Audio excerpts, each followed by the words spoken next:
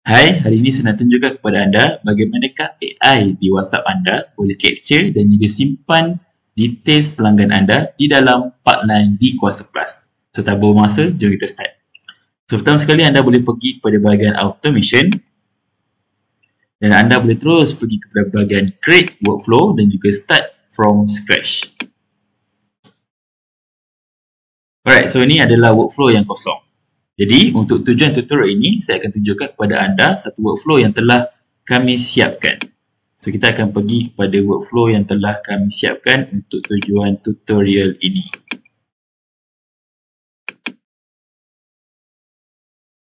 Alright, so ini adalah gambaran overall keseluruhan bagaimanakah kita nak set up AI anda bila mana sudah dapat details dan akan masukkan ke pipeline. So, secara asalnya anda perlu set up trigger which is SMS dalam Kuasa Plus ini merujuk kepada WhatsApp, dan kemudian anda perlu set up condition. So, condition ini adalah untuk kita menentukan sekiranya anda ada banyak device dan kita nak hanya device untuk nombor pertama saja yang trigger AI ini. Jadi ini adalah setupnya. Tuan-tuan perlu set up condition dan pilih tagging yang merujuk kepada nombor phone yang telah dikonekkan.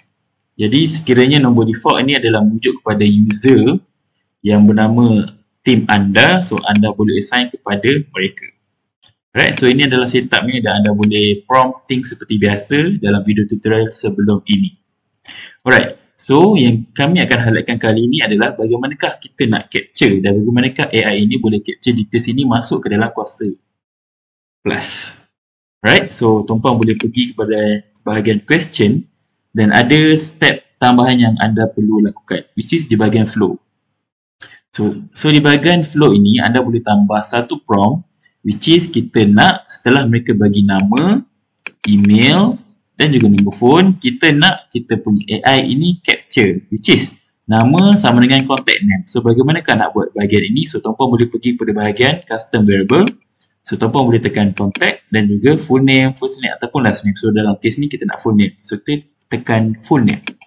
Sama juga dengan email, kita nak bila mana mereka reply ataupun tulis email masuk ke dalam contact email dalam kita punya Kuasa Plus. Jadi tuan-puan boleh tekan custom value, contact dan juga email. Dan step yang sama untuk phone, custom, contact dan juga phone.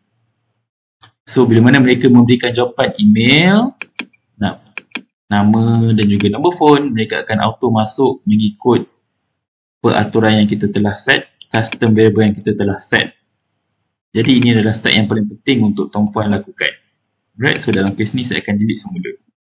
Alright, so jika tuan-puan boleh scroll ke bawah sikit, tuan-puan akan nampak nama dia branches. So, branches ni adalah pilihan setelah AI ini membantu dalam conversation itu. So by default kita ada no condition met dan juga time out. Jadi tuan-puan boleh tambah satu lagi condition yang baru. So dalam kes ni saya telah tambah nama dia ada details. So kat sini kita perlu prompt, which is kita cakap after user give their detail as below.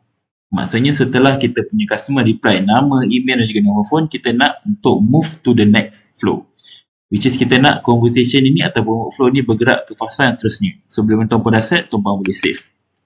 Dan kat sinilah tuan-puan boleh tambah fokus kepada bahagian sini ada details. Jadi ada details ni tuan-puan boleh tambah apa sahaja yang tuan-puan nak. So dalam kes ni kita nak tambah part 9. So untuk tujuan ni tuan-puan boleh saja create button tambah sekiranya belum ada, dan tuan-puan boleh cari nama dia opportunity, create update opportunity. So kat sini tuan-puan boleh pilih part line, dan part line ni perlu ada setup terlebih dahulu, dan tuan-puan nak masuk ke mana stage yang mana. Jadi bila mana tuan-puan dah set, tuan-puan boleh save. Dan last but not least, sebagai penutup, so tuan-puan boleh tambah satu lagi conversation AI dan tuan-puan boleh pergi kepada bahagian question, dan ini adalah prompt yang tuan-puan boleh tambah.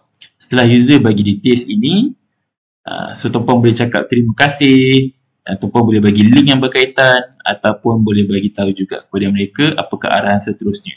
Sama ada nak tunggu team contact, team call dan sebagainya. So tuan-puan boleh save dan tuan-puan boleh publish dan juga save. Jadi itu sahaja caranya bagaimana untuk tuan-puan set bila mana AI anda telah dapat details di WhatsApp. So tuan-puan boleh masuk kepada part line. So, itu sahaja. Kita jumpa di video yang lain. Terima kasih.